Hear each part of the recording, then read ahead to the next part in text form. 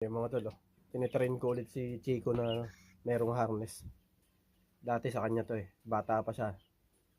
Nilalagyan ko na siya nito at sanay na sanay siya dyan before. Kasama niya yung kapatid niyang si King. Pareho sila may harness mga tol, dalawa yan 2020 pa to mga tol, tagal na itong harness na to. Tinabi ko lang. Pero ngayon, titrain ko ulit na may harness siya. Yan ko kung magugustuhan niya. Medyo na ano siya medyo naiirita siya sa harness mga tol.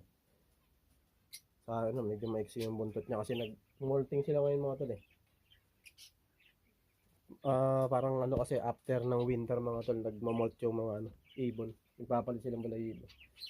Pero hindi masyado. Yung isang Indian ringneck ko nagpapalit ng balahibo. May mga bago siyang feathers mga tol. Sana magustuhan niya to.